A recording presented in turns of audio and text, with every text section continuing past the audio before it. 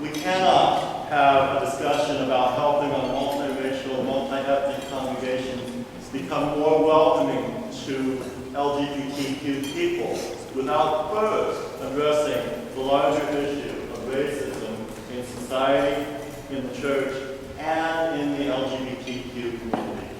That's the discussion we're going to have today. Each of our panelists will be given 5 minutes for introductions, opening statements, and then we'll follow that with a roundtable discussion. In the interest of time, I'd like to hold your questions until the end. Please join me in welcoming the Reverend Kelly Brown, Tony Delarosa, and Aaron Thomas Simpson. I'm going to ask Kelly to do his job.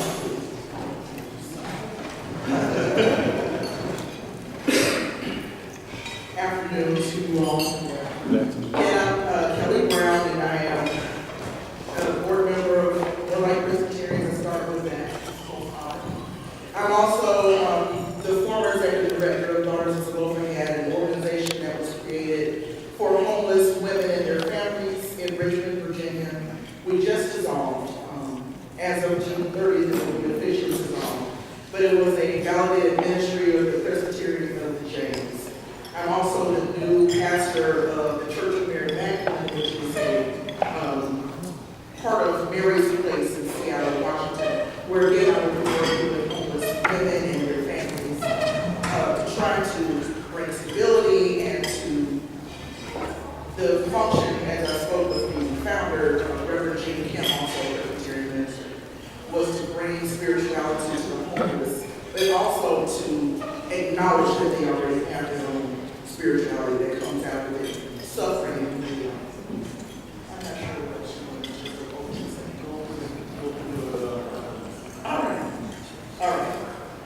So I was invited today because I am an ally. And have been, I claim, all of my life. And as an African American who we are speaking in terms of multi-ethnic and multicultural churches, but also for the few African American Presbyterian churches that are still in existence, we need to speak to those churches as well. And today, what I will be speaking about is particularly my call and what I would like to speak to in terms of blood that is on our hands. As African Americans and as African Americans in a predominantly white denomination, and how we can possibly invite and engage and enlarge the table of communion so that folks are invited not to be posterized, as I would say, where they become poster children for our magnanimous awareness and invitation of your sitting at my table. No, but for us to be transformed and to enlarge the table so that we are eating alongside what I would say are brothers and sisters who have been ostracized and pushed aside. So I would like to speak to that, and also to speak to the hypocrisy, the sinful hypocrisy of who we are as African Americans. I believe it comes from pathology that we did not create. However, just to speak to the hypocrisy that goes on for us to be a marginalized people and to continue while we are trying to find our own sense of justice and reconciliation to create damaging hell for other people. So I think that's enough before I get started. And I will ask the microphone to my brother. Hello, everyone. Thank you so very much for being here. And I think one thing I should say, just one logistical point, for those of you who have the blue tags and also all the advisory delegates, if you have to get back, please get up and get back. It's very important that your voices are heard back in the room, far more so than others. So you will not offend me or any of the other panelists if you have to get up and you have to. I just wanted to say that. Hi everyone, I'm Willing Elder, Tony Delarosa. I am an elder at Emmanuel Presbyterian Church in Los Angeles, California. You may have heard of it. It's a little sleepy Mexican town on the west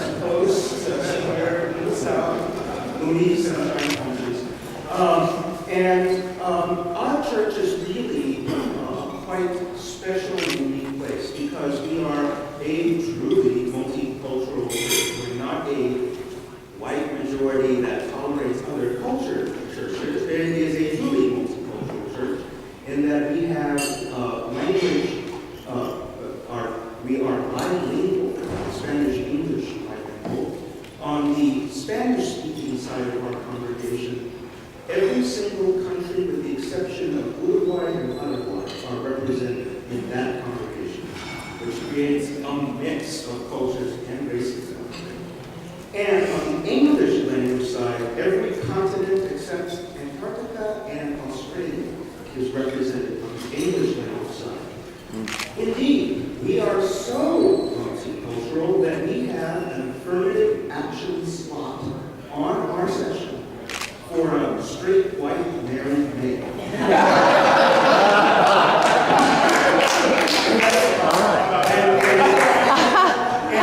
And Ted Shane fills that slot very well. And it's Ted this year now. And we say that actually jokingly, but it's actually a matter of pride with us that we really have to make affirmative efforts to see that that traditional demographic segment is represented in our church leadership. What I would like to talk about in the course of our conversation this afternoon is how did this funky polyglot church become a more right church? What process did we use given that incredible mix of diversity of cultures? And it's a very interesting story which I'll share with you. The second thing that I would want to talk about at some point today is the importance, I find, of the nurture and support of open LGBT church leaders in the church. And the importance and experience that I have had as being a church leader, I'm the former interim executive secretary of the city.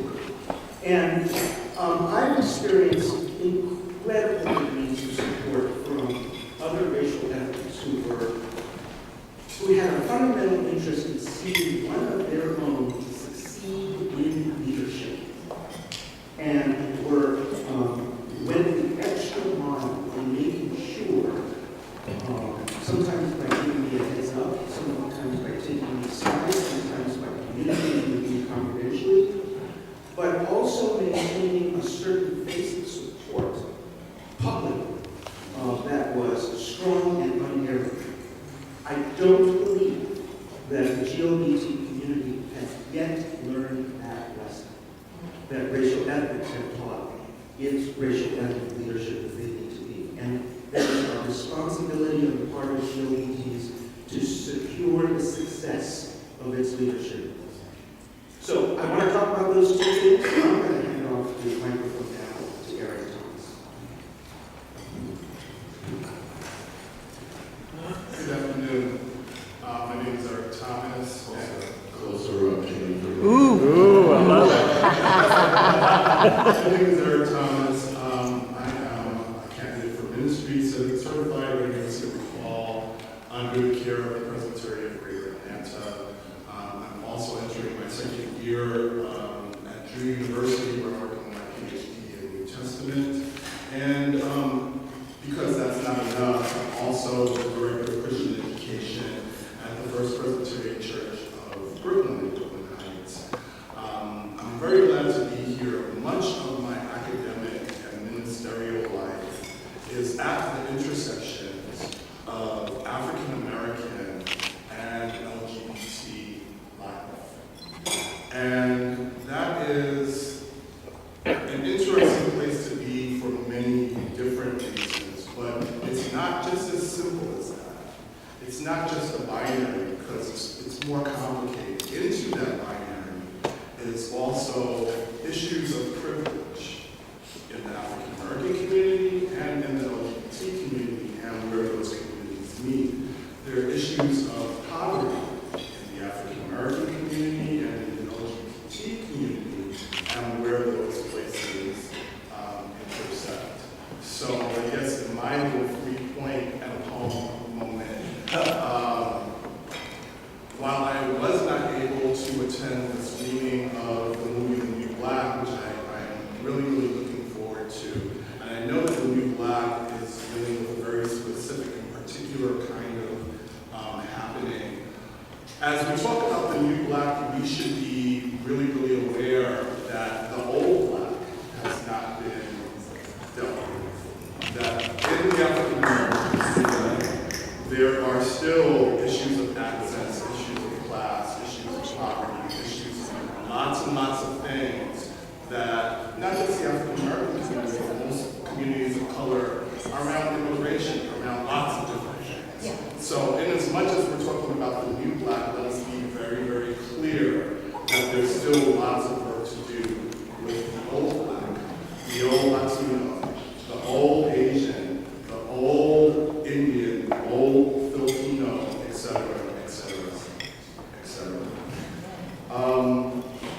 As we are all gathered in our rainbow scarves and we are entering the period of our calendars where we are all celebrating Pride, we also need to be mindful of the fact that while we are kumbaya-ing down Main Street or Fifth Avenue, that even in the LGBT community, there is still lots of fragmentation. So just because we're dancing in public space, in private space, there is still the white party, and there's still the cocktail hour, and there are still the other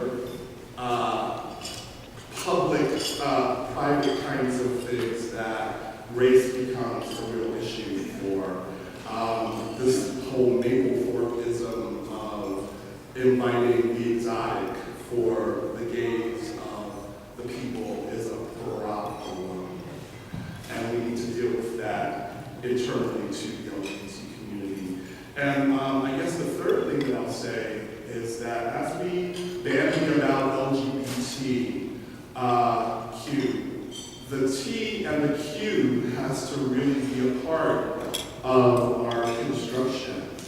That church, whether it's multicultural church, African American church, white church, purple church, needs to be a space that is safe and loving for our trans brothers and sisters, for our queer brothers and sisters that, much to other people's chagrin, do not need to identify themselves in a box, but are actually expressing who God has called them to be in fluidity, whatever that looks like. And so I'll just end by saying that if God's love is for everyone, God's love needs to be for everyone. Thank you. Thank you.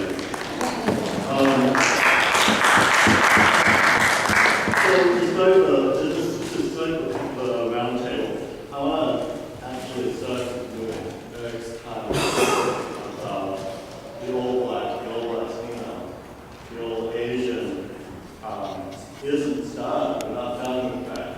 I want to talk about how we are maybe leaving unfinished business on the table in our rush to say, we're done, right? Because we are done. So I think I'm gonna leave it there and let you all start talking about what's the unfinished business and what can we do to finish that business, because that really stands at the root of what we're trying to discuss in there.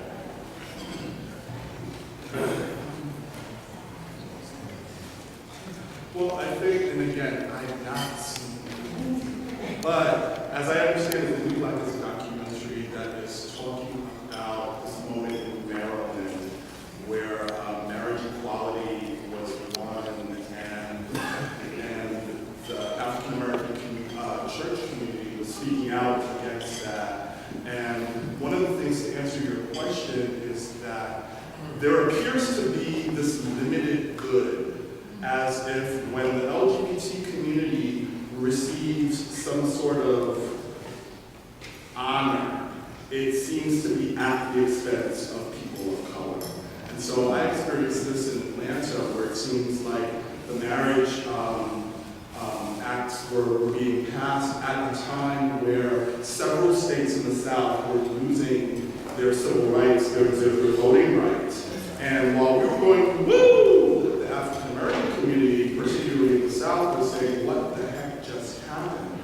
And I think that the larger society enjoys this divide and conquer kind of thing.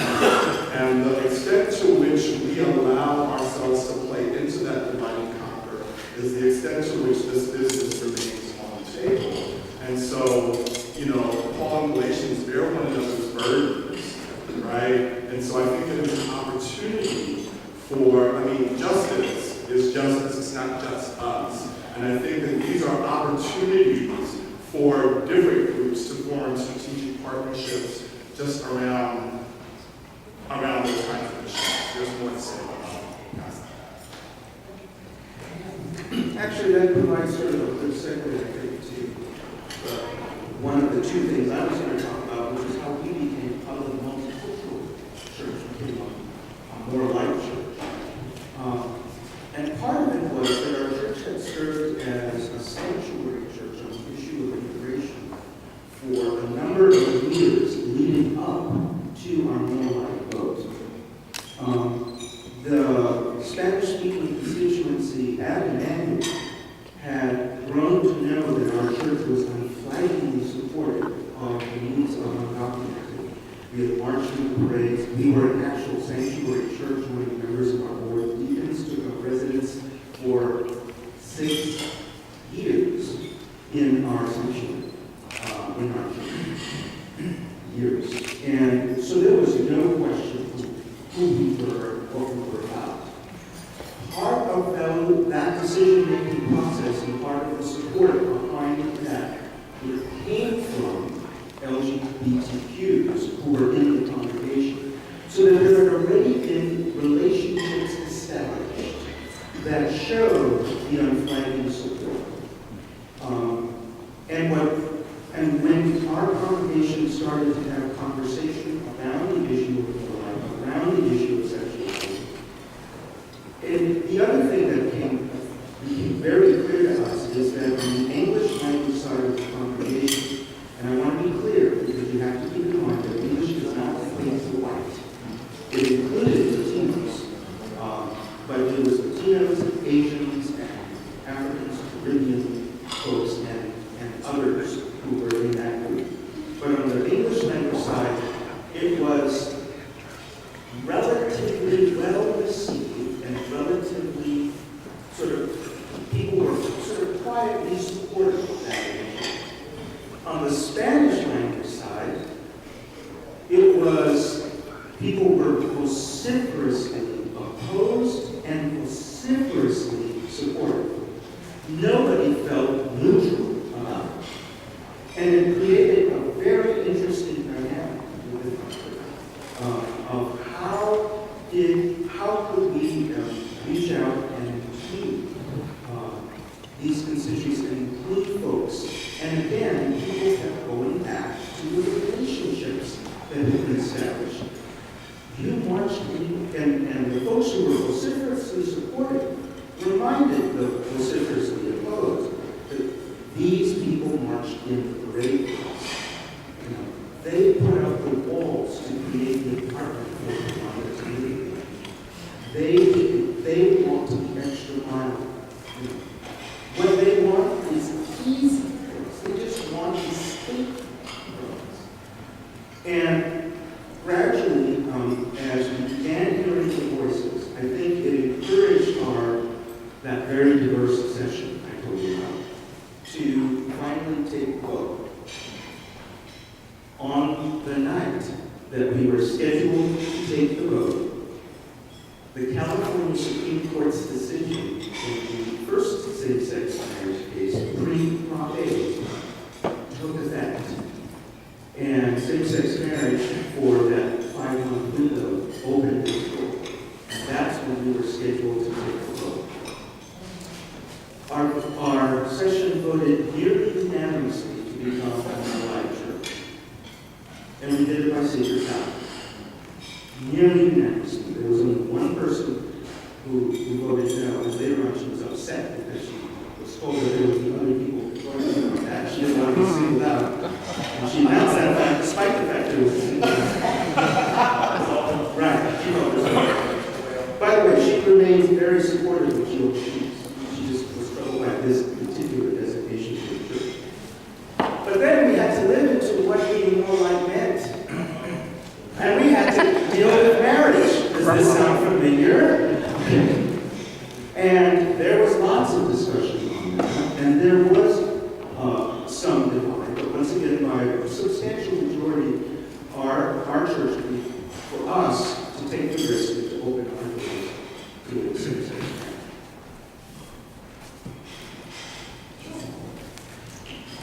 I'm not sure this is how you transition from that, but thank you. I just want to, I think I come to who I am and how to present myself by way of story. And I said that I would have been an ally of my life. And what that means is I had an uncle who came out when he was 11, who was born in 1953. From the time that actually came out because his kind sister said, "Oh, Mama, did you know that Little Junior is with a man? He's with a soldier." And that's how we came out at a dinner table in the 60s.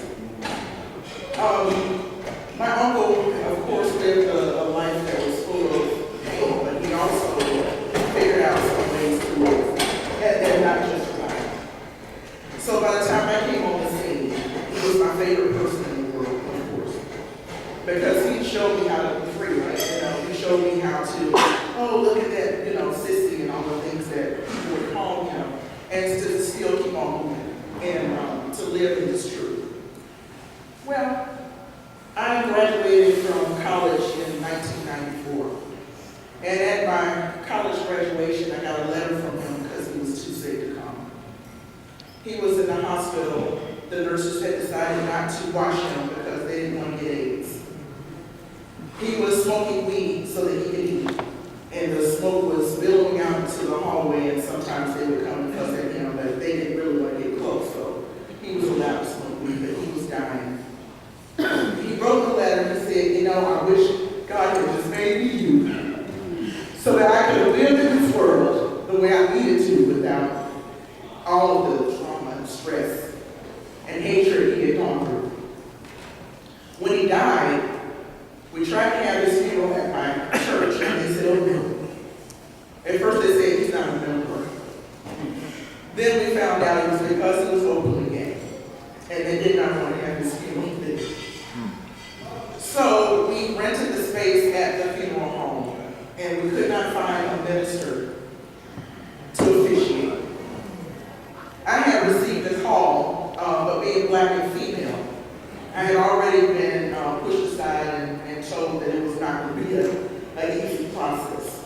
And I had to prove not only my humanness, but to be in the number, but a lot of things. So I was not able to officiate per se. We had to find someone who actually was our dear friend, Flora Wilson Bridges, who had to come and officiate my uncle's funeral. We had to bring her in from Atlanta, and the funeral was in Columbus, Georgia. Wow. My uncle's story made me an ally, because I knew what it was like when my friends, I was raking my yard one day, and one of my white friends walked by and said, "You rake that yard, nigga." And I said, "Tommy, I'm going to whoop your butt when I get to school." I didn't know what was happening. But all of the oppression that I had been through in my life made me say that if there's anybody that has not been invited to the table, I am their friend. My uncle had told me time and time again how he would sneak into church because he needed some sense of spirituality. He told me about the times that he wanted to commit suicide because he had been told that he might as well be resolute in a gutter somewhere. The black church is in utter sin. Many churches are in utter sin. And what's so interesting is in the new, like the movie, our friend in Atlanta who will go unnamed, the pastor that just came out recently. I say he came out, right? Because it was found out that he had some relationships, even though he was from the pulpit, just about every Sunday finding a way to put down That kind of hypocrisy is going to keep, and that sort of revelation is going to keep happening because God is sick of hope. God is tired of people using the Bible, of text of freedom, to oppress and to actually cause the suffering of so many people. So when I'm in pulpits, it doesn't matter where I am. The Navy can tell you because you serve me preach. I'm going to speak in. I can talk about love, whatever. But I'm going to speak in.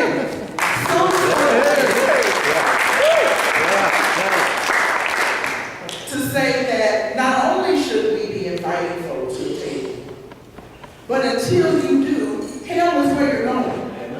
And hell is what you are living. Your salvation comes by way of the very folk that you were trying to put out of your church. And that is how my life has been. Now, I feel uncomfortable sometimes when it's like, oh, yeah, I lie. And some folks try to figure out if I'm gay or not, and I don't tell them. I say, well, I'm a lesbian that hasn't had sex with a woman. That's good. That's what I say. What we have to do as a church is we have to stop playing this game and trying to figure out what is the king or queen of oppression. We've got to stop saying it's about racism here, it's about sexism here, it's about homo-antagonism here, it's about homophobia. We have to understand that all of it is something that God hates. It's a stench in God's nostrils. And that until we take on the conversation and understand that it's the same thing, we're losing. When I became pastor, and I didn't mention, I don't start out with my backpack, doesn't start out with credentials. I'm finishing my DBN through SMTS, and I am a teaching elder. And when I was interviewing for the church I was in, which was a little black church in the home of Confederacy, Richmond, Virginia. Lord, if you want to see conservatism, you just need to go to a black church in Richmond, Virginia. They asked me because they had questions they probably got off of the internet on what they should ask the interviewees. And they said, well, what do you feel about the LGBTQ community? Like those with country accents, just kidding. And so I said, well, I can say this. I will not accept this position if this church is opposed to me preaching about the freedom and liberation and full acceptance of hope. So I just sort of sat there and waited. I sat outside and told somebody, and I heard them say, well, we don't agree with her on that gay thing, but we want her because she's black. Oh my God. All right. Well, whatever, it came with the parish. And so when I'm inviting, here, because I know I'm teaching the choir, but what I'm inviting is that we are having this conversation every week. And what I'm inviting too is that we're coming out of hypocrisy. Because what I'm finding, and with my little naive self, is that the folks, I love Shakespeare, methinks the lady dog protests too much. The folks with the biggest voices are often on Craigslist trying to get hooked up, okay? Okay, Grindr said it? Okay. Grindr, see, I'm not losing, but you know what I'm talking about. and what, I just don't have any room for that kind of living two kinds of lives and then getting up in pulpits and slaying who you want. If you want to have self-hatred, get your butt out of the pulpit. That's what I tell them. And so I'm just so grateful to be able to speak my voice and to know that I'm not going to get up in the pulpit because I am willing to speak the truth. And also to know that if I'm going to be, there's two choices. And there's privilege and money and safety and comfort in one room. And there's folks who have been vulnerable and who have been unheard, who have been voiceless, who have been put down because of who they are and who they love, and that's the room we're going to be in. And so for me, that's all it is. It's not about a name, but it is about a posture that I know that we have to be hid behind the shadow of the cross, which is where the LGBTQ community is. Thank you.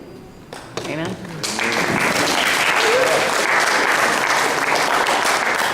Okay, you put a pillow preach now. I'm getting much better than this, although I do. And I've heard preach very similar. What I want to bring it back to to, I believe that I think Kelly addressed it well, you all addressed it well. What do we do about the old flag, the old Hispanic? What do we do about the unfinished business that's on the table? Because that, I think, is how we can't move forward until that is addressed.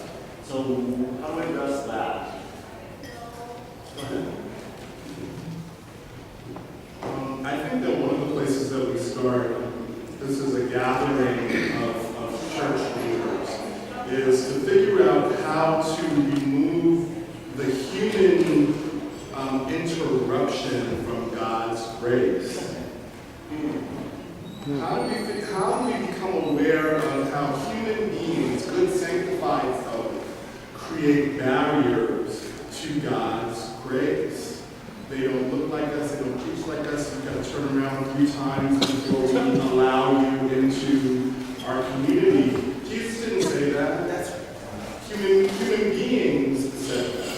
And while I love our polity, and I love the idea of denominations and so forth like that, I think that one of the things is to be aware about how human beings interrupt the love and grace of Jesus Christ, who not only died on the cross, but rose again. And so, as resurrected people, the hate is not how the story ends. Love is how the story ends. A future, life abundantly, is how the story ends. So, in all of those places where human beings are interrupting life and life more abundantly, we need to call that out. As disciples of Christ, where we're not facilitating life and life more abundantly for those who don't have the access that we have, we should be turning that around. As Kelly was speaking, I'm looking up, and I remember a day where these rainbow stoles were Shower straws. the shower stoles. We're not looking at a shower of stoles with messages that say my church doesn't want me anymore. I mean, I think that we're moving in a correct kind of direction. But since we love that great cloud of witnesses, I think that the other thing about that unfinished business is that there is a great cloud of witnesses that are invisible to us. There is a great cloud of witnesses who have died in violence for being who they are.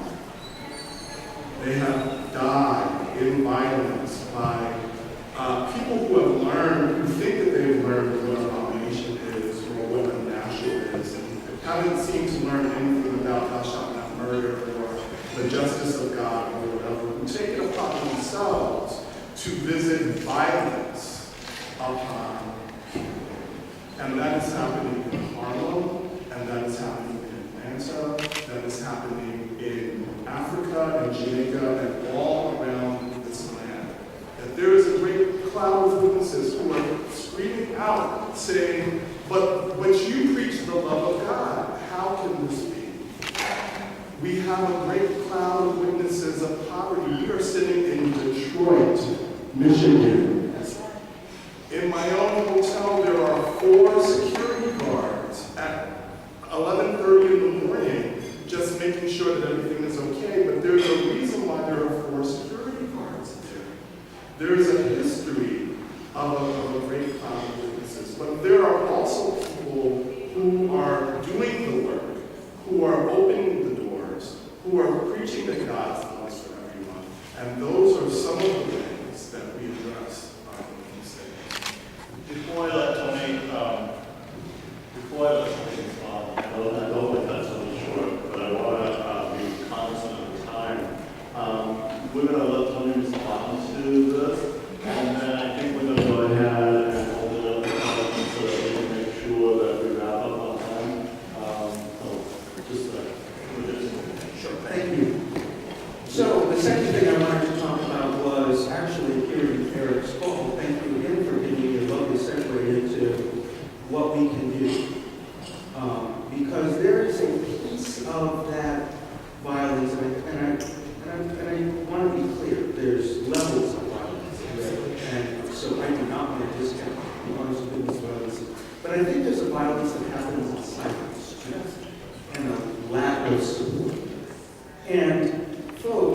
there are people who are breaking the doors down now.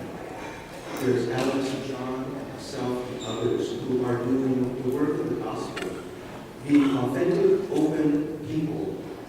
And I have to tell you, probably one of the biggest disappointments that I had during my time in New York was the silence of the LGBT community there, connected to times when I needed to be successful. Because we have to show the denomination that we can be successful leaders. And we need GLBTs to do what, surprisingly for me, what racial ethnics did for me in New York City, which was take me aside, watch my back, give me the heads up, let me know, have the dinner conversation. And a story. At one of the Presbyterian meetings in New York City, we had a very important proposal calling for restructure of our presbytery, which had been worked at for months, actually over a year, by our general academy. And it was seen as sort of almost a referendum on our leadership in some subtle ways, and within certain constituencies, it really wasn't, but it was seen as that. One of the persons who got up and spoke and had questions about the proposal that he spoke in the context of the Presbyterian meeting was a prominent openly gay person in the life of the Presbyterian. And I mourned the fact that that person has not picked up the phone and asked me the questions. My door was open, particularly to fellow LGBTs. And later on, when I sort of sat down with that individual and expressed my disappointment, and I said, I'm not asking you to be yes people. Let's be real clear about that. You don't have to be yes people. But at the very least, you should afford me the benefit of the doubt and honor what we're trying to do, what we're trying to accomplish as LGBT leaders. We, as LGBT communities and our supporters, owe that to the people who are breaking free. We owe that to Luncheon, who is laboring out in the wilds of Minnesota, and I read her Facebook posts. We need to be a support together, because she created this group when no one else did, who had REB. We need to take John and the magnificent work he's dealing with Presbyterian and other youth work as an open LGBT person, and honor that and lift them up, and when he is struggling or when he is put upon, to be unflaggingly supportive, and he needs to know and hear that from us. When Alex is undertaking an initiative, he needs to know that we have his back. And we need to do that with respect to all of the folks who are finally getting their voice. And we see that amongst the folks who are now wearing blue tags. And so many times we were very observant. Thank you so much. Great. I'm going to open it up for questions from the floor. This is your chance to ask the panelists anything you'd like. I'm Mark. I'm from Ruth Ellis Center. And as a representative of Ruth Ellis Center, we do a lot of work with faith-based communities, talking about the work that we do. And I think it's really important to support the people that are doing that work, especially in the church. But when there's conflict, how does the congregation deal with that? Who wants to answer that one? Conflict within the congregation? Correct. About issues of supporting LGBT leaders and LGBT. We all say, it's kind of odd because we're all in places where that, we kind of do a whole lot of that.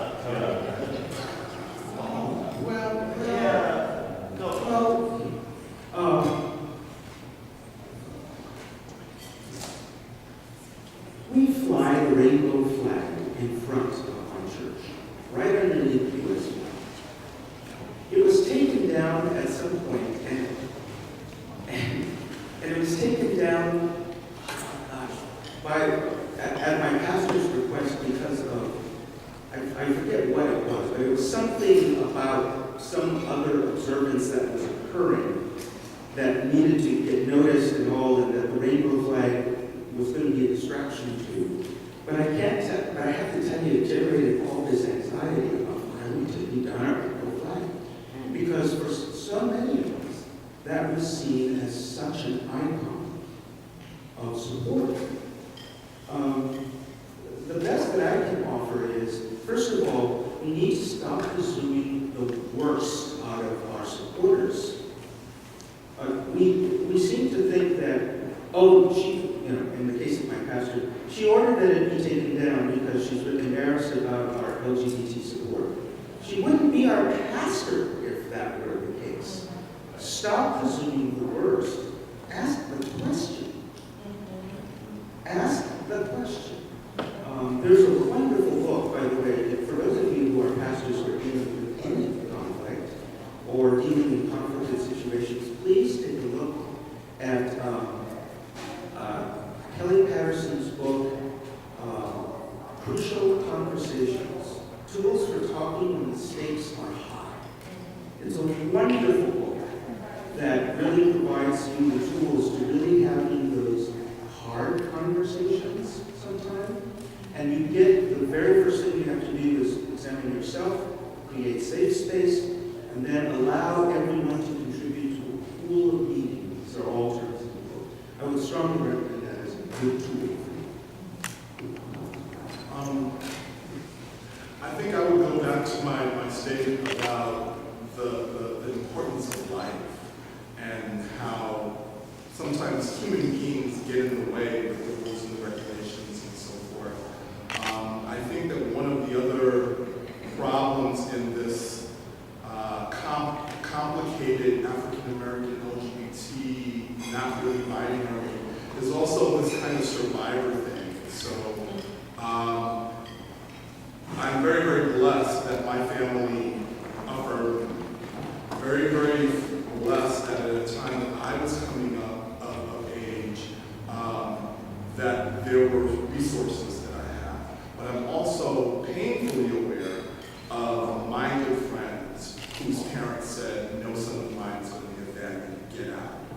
And I'm painfully aware of the myriad stories. I grew up in the 80s in New York City, where the answer was the subways, the public restrooms, 42nd Street, the village before Giuliani, before all those places. And the thing is that the people, the docs, the peers, that the people who took you in, you were then a part of the ecosystem of the caretakers. So if they did drugs, you did drugs. If they were in a sex trade, you were in a sex trade. So I mean, the work that you do is so gigantically important. I can't thank you enough for telling you how important it is. But I want to bring it back to remembering that lives are important. And if you're talking about church conflicts with how does the church reconcile that, I think that just a reminder of the fact that if the church doesn't care for these people, the streets will care for the people. And that is a result that none of us want. I mean, that's just a lot of money. I kind of want to go back to what we can do. I'm a big fan of covenants. And I really like for there to be specific language about what will happen and what we will do and be intentional about if there's conflict. So my suggestion in terms of sort of bringing what can we do with the conflict piece together is to having specific language about what we'll do. I love the image, I can't think of her name now, so maybe help me with it. It was Mercy. She came up with, or she talked about the African idea of the Abasu, of the family. But what she talked about in there is when you are truly engaged in community, much to what Tony was saying. You believe the best about people. You don't rehearse all these things that seem convenient to your perhaps warped way of thinking, So it's not like, oh, this is not, No, you believe the best about people and you quickly engage them. And the Abasua, no matter what anyone in the tribe did, they were always engaged and loved and reminded that they had a place no matter what. That's something, if Western society got that, we would be so much better for it. I mean, We wouldn't be sitting there as a absolutely. If no matter what you did, you have a place. That heals the whole thing. And so, there was an example of, well, what about murder? We sort of codified what we're going to do, who the people are that we're going to get rid of. And unfortunately, is many of you here. But if we recreate, thank you God that God is creating every day. If we recreate society to say that no matter who you are, we're going to engage you, have real conversation with you, to believe the best about you, to believe what you're saying. Because oftentimes I can say something and be like, well, she's just a black woman, and we don't really trust what she's saying. Anyway, so we just kind of let that go, and she's entertaining, so we'll let it go. No, to take seriously what people are saying, to admit that even in folks' pain, even in folks' lies, there's truth, and to really go out of our way to keep people invited and welcomed. Conflict doesn't last well if we do that. Because it's the festering and the unwillingness to deal with stuff that allows conflict to tear us apart. And thank God, I just want to say, in terms of what we can do, some things will be solved, as my grandmother would say, at the cemetery. Amen? Some things will be solved in the cemetery. Other things will be solved by admitting that we are longing for each other. And also by admitting that the fear that we might actually be something that we have not named ourselves. You got me? Mm-hmm. If heterosexuals would deal with the fear that they might actually be something else, we wouldn't be sitting here either. So if we can have those real conversations. Someone came to me, oh, I just can't understand how you can preach at liberation ministries in Seattle. Oh, but all those gay folks and folks coming in dressed up like that. I said, well, how's that harness hanging in the bedroom? What? You know what I'm saying? Just stop it. Just stop it. That's what I'm saying. So we're able to get real, and y'all may not be able to do it, but I do it for a little bit, just make it. So it's time for us to just admit that we long for each other, and we are missing our brothers and sisters. Yeah, I apologize. I don't mean for that. No. If I'm right, I know John had a question and then you, Gina. I talked. I am yet another queer Southerner in exile in New York City.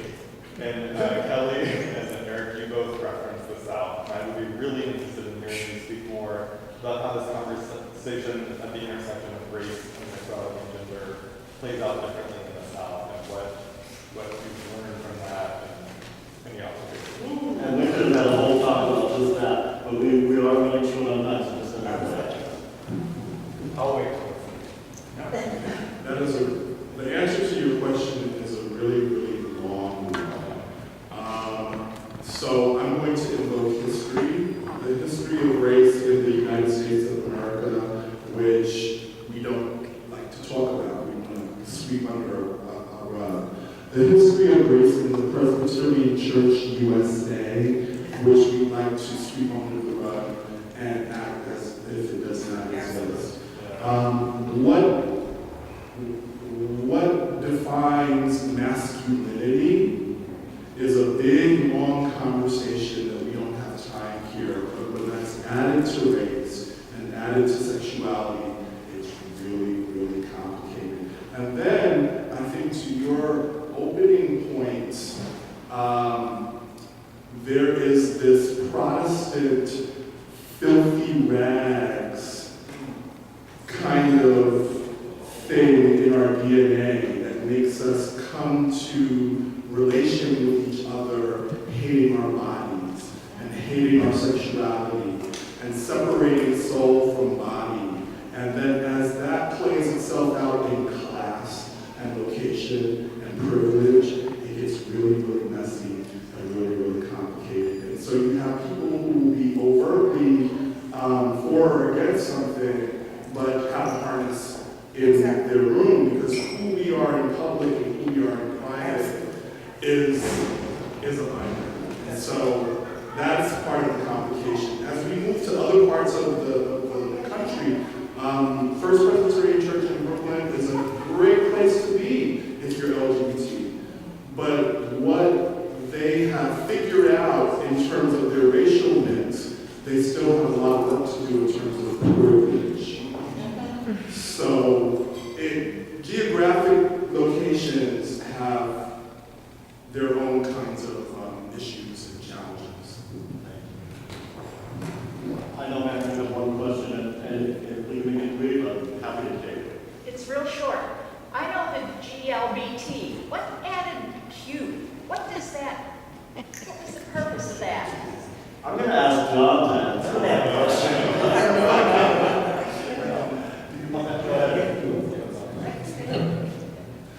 So Q stands for queer, which is a little word that means a lot of stuff. Part of it is taking back a word that was used to be pejorative. So instead of making, that's so queer, you're queer. Instead of doing that, this is kind of a recreation of a context for people who purposely upset what is normal, who purposely upset boxes and people's need to put them in boxes, who purposefully talk to history and race and power and invisibility and all of those things in a way that says, I'm queering this to bring attention to a status quo way of being that doesn't need to be the status quo. That's the short answer. It's also that space for people who don't necessarily need to be gay or bi or lesbian, or there are lesbians who have relations with men but who identify in a certain kind of way. It creates the option for individuals to say who they are, as opposed to the church or society to define them for them. And sometimes two Qs, right? One for question. And sometimes question, yes. Thank you. But that's Thank you.